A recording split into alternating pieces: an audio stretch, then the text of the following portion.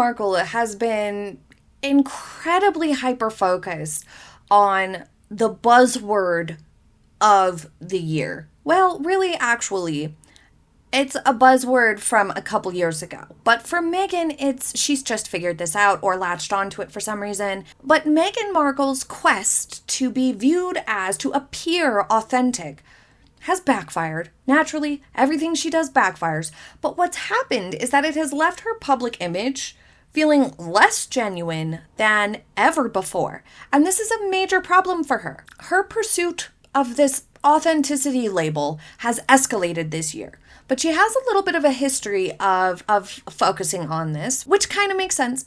Because in popular culture, when it comes to like influencers and celebrities, the weight of somebody appearing authentic has shifted massively in the last 4 years or so. Really, since COVID, I would say, is when people started paying closer attention to whether or not public figures, celebrities, influencers are truly being authentic, or if this is kind of a character that they're playing, a role that they're playing, things like that. And we know Meghan tried really hard to craft a sort of different, modern, royal image for herself. She wanted to come across and appear as something and someone different and fresh, still really, really royal, because she latches onto those titles and whatnot, and wants to do faux royal activities like their trips, their publicized vacations to Colombia and Nigeria. That was all about,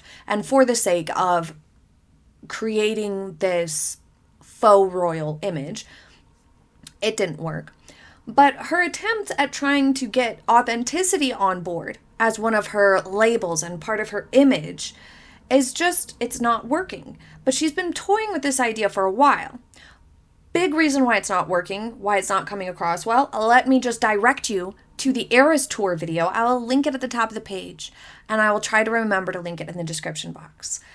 We went through all these different versions of Meghan Markle that she has tried to sell to the public. She has gone through these massive swings of trying to create a different identity for herself in the public view, and it started before she met Harry.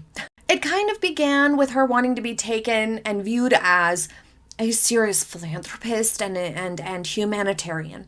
And she was doing she did this picture. She did this fake little trip to pretend like she was Princess Diana, to try to create this image that she was a humanitarian and really into philanthropy, to bag Harry, is what everybody thinks. She just set all that up to appear a certain way to entice Harry and to make him believe that she was perfect for the role of his wife, which, I mean, logically would kind of make sense that if you're that type of person who's, shallow and whatnot, and just wants to marry that guy for whatever reason, and he's a prince of the UK and does philanthropy basically as his job, but that's manipulative, and that's why it's a problem. Because she wasn't doing those things until she realized she had a chance at dating Harry. Anyway, then she went through, some of her I'm trying to be a modern version of a working royal phase, then straight into that really long, really sour, very hard to tolerate victim phase, which started in South Africa, really. It started when she and Harry did their South Africa tour, and it continued on until 2024, basically, the end of 2023, when they learned that the royal family was dealing with some very serious health struggles, and they've pivoted. And now Meghan is trying to sell this different sort of a version of herself. Last year, it was very much about the faux royal image, and now this year, it's something entirely different, and she's very much trying to push and sell this authentic, genuine, super kind image. If you'd like to hear a more detailed version of all the previous versions of Meghan she has tried to launch as characters to the public, then take a look at that video. It's quite interesting and a little bit fun. And yes, it is a pun on Taylor Swift's Eras Tour because that was like a big deal at the time.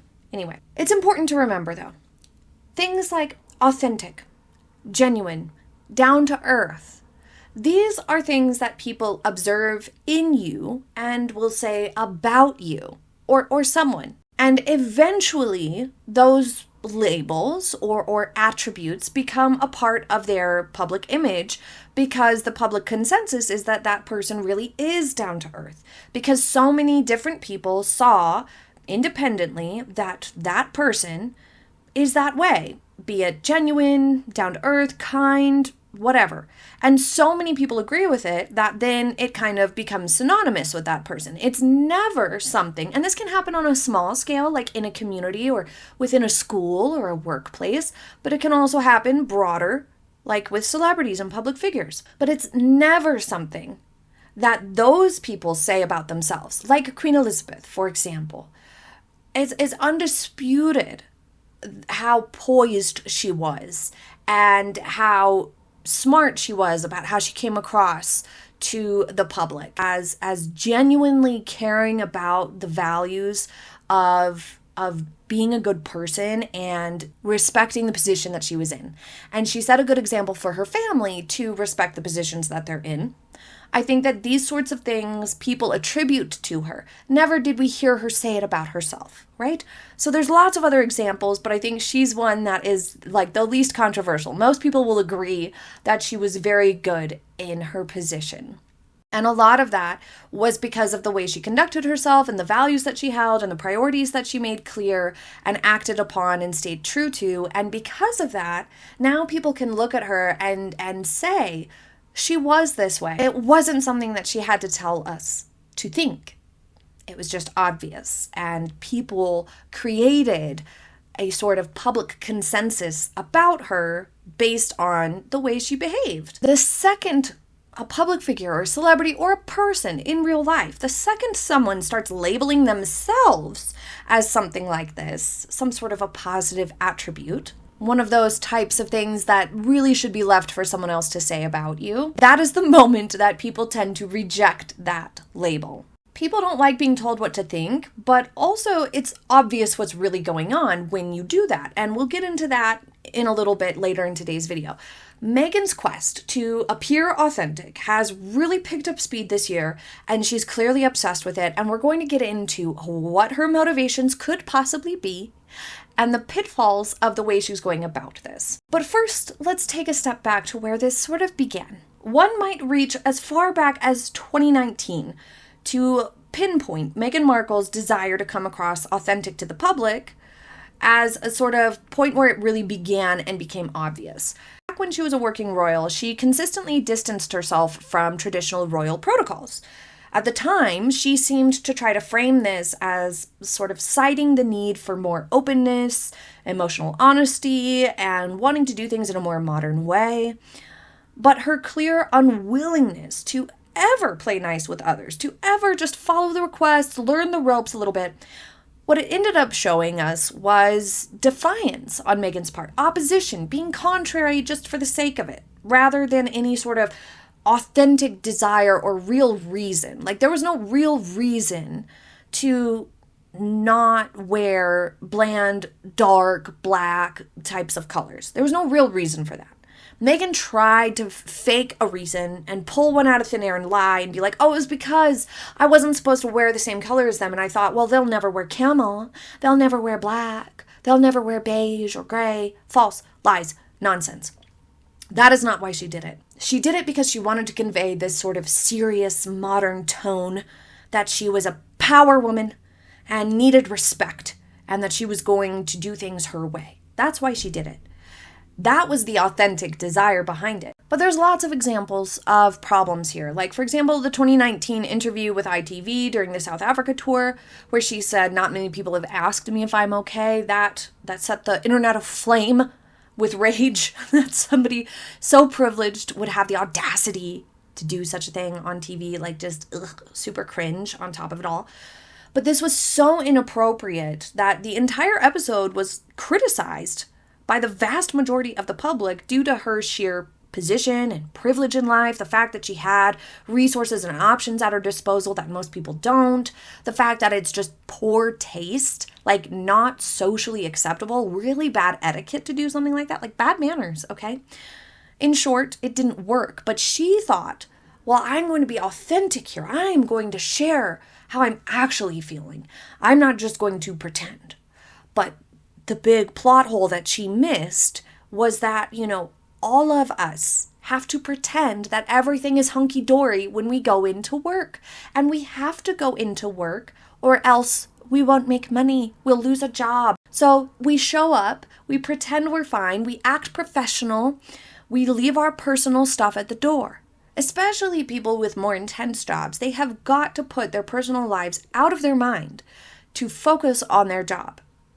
So everybody does that already. So for Meghan to not be able to do that for her job as a working royal representing the monarchy on a tour of South Africa, where her job was to highlight the positive relationship with across the Commonwealth, to highlight humanitarian and philanthropic causes, environmentalism in the area. She was meant to be there to showcase the culture, the places, the things that are being done, the people there. And instead, she turned it into herself. So this did not work. Her interpretation of authenticity here, of being like, I'm going to share how you really feel, just doesn't hit when you have a job to do. A next big sort of point on the timeline where this came up was when they left the royal family and they declared that desire for privacy was a main reason for leaving. But then they turned around and signed all these deals and went on to social media and have been courting public and media attention at every turn. So their desire for privacy doesn't even seem to be an authentic or genuine statement, because they've basically invited media and public attention into their personal lives, and thus are less private than they were when they were with the royal family. Blows your mind.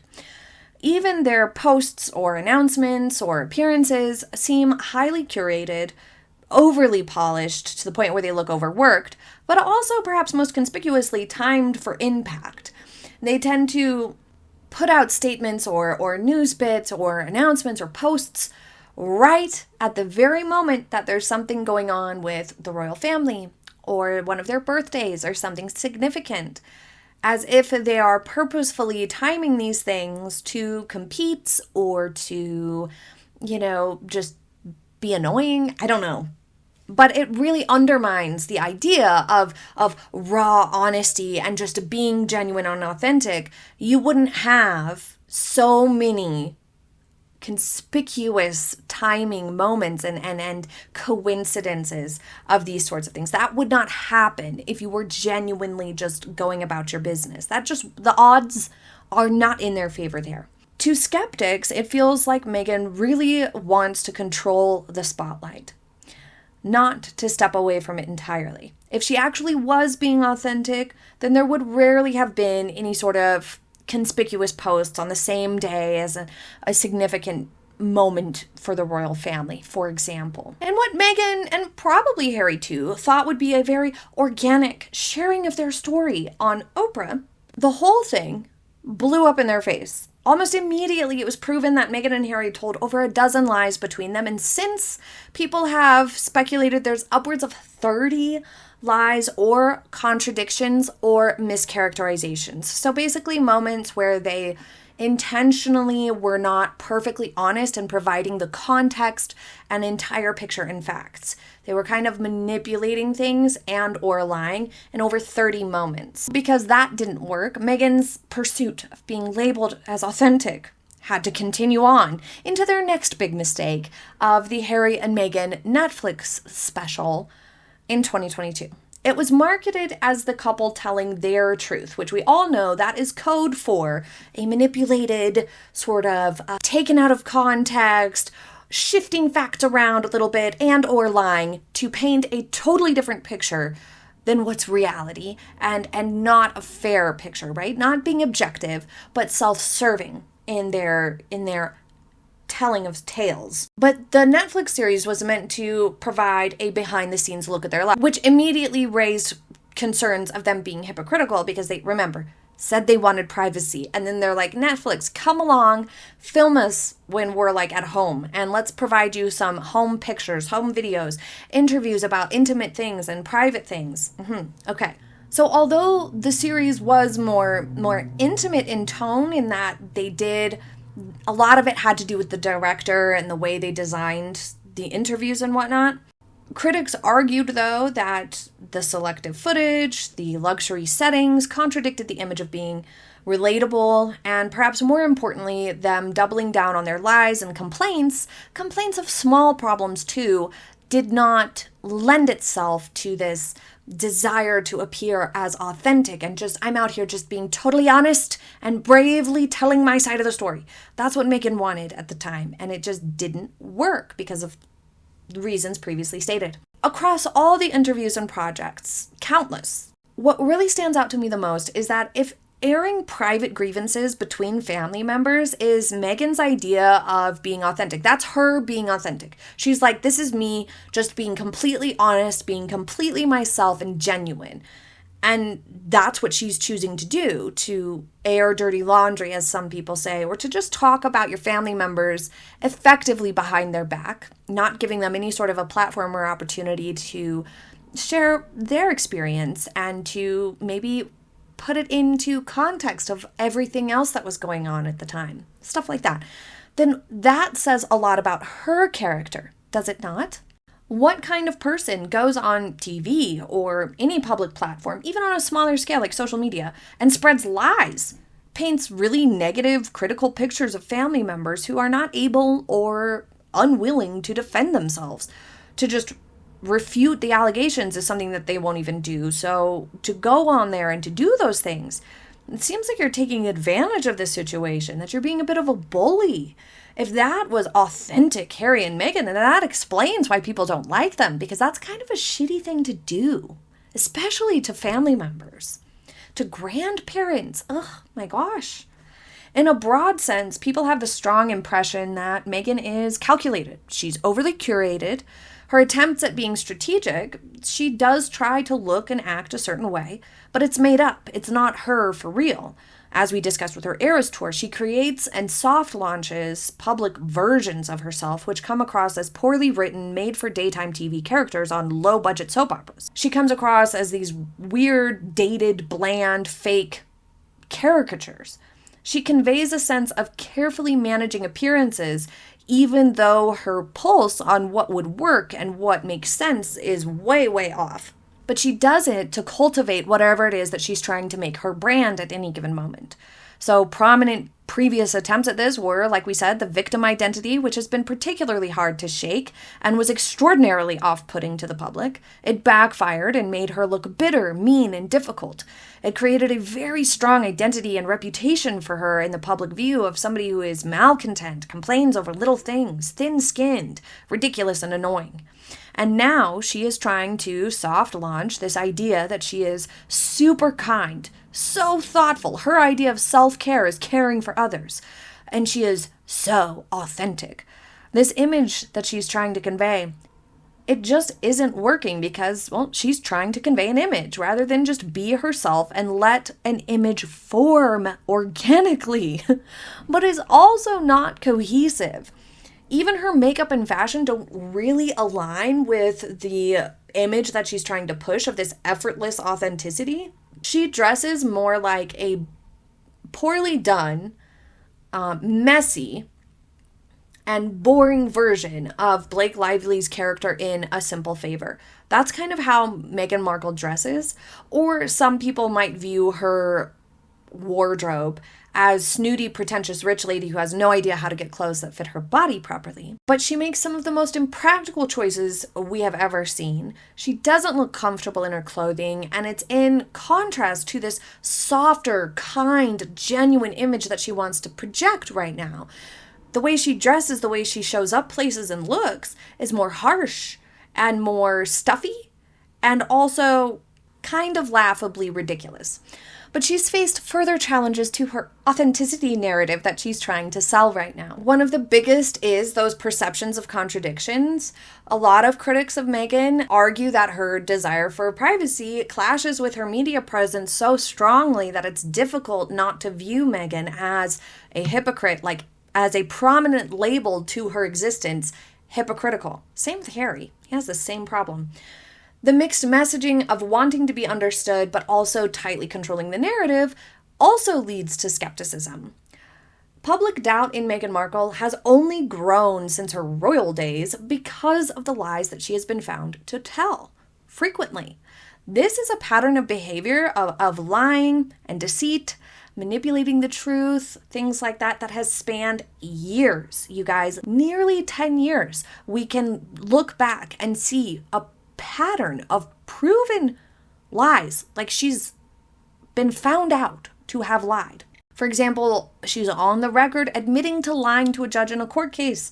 She told countless falsehoods in Oprah and in Netflix. Some people had to come forth to verify that Meghan was lying in order to avoid looking shady themselves and to spare themselves from being lumped in with this lie that Meghan told, because it affected them, it involved them. We went through the Oprah interview a while back and went kind of piece by piece identified all the different times that she lied or mischaracterized the truth or conveniently left out the context or facts about something. So I will link that playlist for you here, and I'll try to remember to put it in the description box for you too, so you can take a look for yourself to see this huge number of mistruths and manipulations. So her history of being dishonest is fighting against her attempts to be seen as authentic, because lying is a two-faced thing to do. It's almost the opposite of being authentic if you're lying, right? So fighting the truth, not being able to accept facts, not being able to live in reality with the rest of us is not a sign of authenticity at all. But she's also sabotaged her efforts in other ways, subtle ways. Like, for example, this quote of hers, "I've always stood up for what's right, even if it makes people uncomfortable." It's difficult for people to hear this and not wonder how she possibly thought telling lies was the right thing to do, taking advantage of other people's discretion, their value of privacy, to spin her own narratives or mischaracterize situations to benefit herself, no matter how it impacts other people. She thinks that's doing what's right, behaving hypocritically. Either her moral compass is completely backwards and she thinks those things are actually right, could be categorized as good things to do, standing up for what's right. Or she's just saying that to justify what she has done to other people, to try to frame it as, yeah, I did make things really, really hard on Harry's grandparents. I said terrible things and lied about his entire family and staff that worked for us.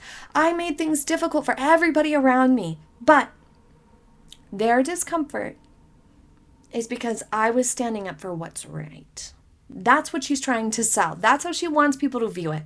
But that's not the reality of the situation. And it's important to note that authenticity itself is sort of a paradox for modern celebrities and famous people. It's both a genuine desire and a strategic performance, because at this moment in time, people, the public, are savvy to media games and spins, probably because everyone who uses social media is sort of running their own mini PR campaigns and thus can spot a spin. But people crave authenticity and realness. At the same time, famous people are removed from a lot of the public's day-to-day reality, and therefore coming across as real can sometimes reveal privilege and alienate some people. Other times it feels too performative, and the balance is challenging for everyone in the public eye. Meghan's journey just shows the challenge of being seen as real while navigating fame, royalty, and media scrutiny, but mostly she's her own worst enemy here, because she has this storied history of lying and being, contrived. Nobody views her as authentic. They're never going to, probably, because we've had multiple first impressions from her that are that way. So it would be ridiculous for us to not view that pattern of behavior that's established as a sign of who she really is. There are some celebrities that I think toe the line of finding that balance of coming across as very authentic without making it feel performative. Would be maybe Dakota Johnson, maybe sometimes Zendaya. For a while there, many years ago, Jennifer Lawrence fell into this category. She was somebody who people pointed to as a very real-seeming celebrity. Somebody who seemed very down-to-earth, very chill, would be fun to hang out with. She came across as authentic. But She was doing lots and lots of work, lots and lots of movies, which meant lots and lots of interviews, appearances, late night talk show appearances, and a lot of media just all the time from Jennifer Lawrence. So much so that she kind of got oversaturated in the media and people started to question whether it was all an act. Is this how her personality actually is, or is she pretending because there's an appeal to this self-deprecating humor and not being too serious? People started to wonder if all that was an act or if that's how she actually was because of that oversaturation. And Meghan and Harry are way oversaturated. There is too much of them out in the media because they won't leave us alone. So what's really going on here with Meghan and her authenticity obsession? Well, narcissism likely plays a role here. For whatever reason, she has identified that as a trait that she needs to be identified as having. My personal theory is that it has something to do with Catherine, the Princess of Wales, who has been, for a long time, she has this long-standing reputation as one of the most down-to-earth, authentic people. Everybody finds her incredibly genuine.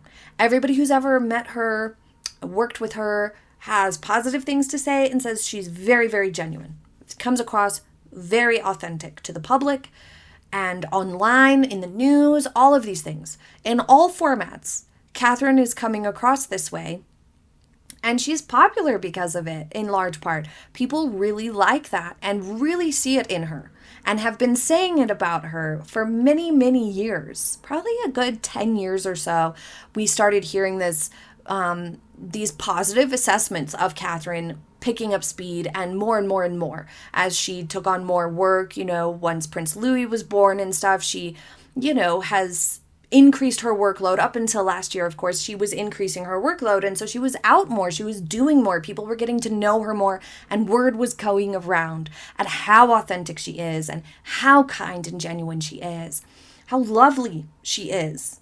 It's one of the most prominent reactions to Catherine, and one of the strongest narratives around her is that authenticity. She doesn't seem like she's faking anything. She seems very much at peace with herself and confident in knowing who she is. And thus she just exudes this honest vibe that people really love. It shines through her. It's obvious. And so I think that Meghan is fixated on being seen as authentic simply because Catherine is. That's just my personal theory as to why Meghan is so hooked on trying to push this narrative that she's authentic. Because Catherine's not just well liked by the public, she's loved, she's adored by the public.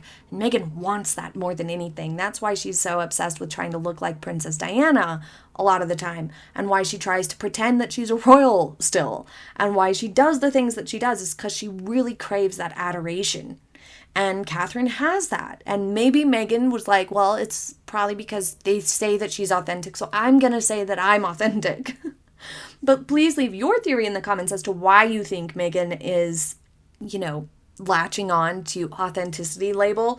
If you think it's to do with Catherine, or if you think it's just because she thinks it's advantageous. And it is advantageous. There's a lot of upsides to being seen as authentic, of course. But now she's using every chance she can to say that she is authentic. She's being authentic, okay? So just accept it. She's said it like 50 times this year, so it's time to just accept it and start calling her authentic. But it's not working. That's not how it works. You don't just declare yourself authentic and then bam, everybody's like, yes, she is so authentic. That's not how it works. This year alone, Meghan has mentioned authenticity or alluded to it in reference to herself at every single public appearance and interview. The People magazine interview, the Time 100 chat, the Jamie Kern-Lima podcast, the podcast with Emma Grede, on Instagram. The list goes on. She's really pushing it. Public perception of Meghan's lack of authenticity is less about her actual statements and more about how people interpret her motives and weigh her against cultural expectations. She's either viewed as a truth teller challenging outdated systems, which is a completely flawed point of view where, she's being reckless, she's lying, she's not being honest, so it's impossible to get behind that concept. Or she's viewed as calculating, trying to use her personal struggles for brand building, trying to acquire this label of authenticity just to get advantages for her business. So it's clear at this point that she's just trying to convince the public of this for some specific reason. What do you think her motives are, and why aren't you buying it? Please leave it in the comments. Thank you for joining me for today's video. I hope you have a happy day ahead, and I will see you next time. Bye!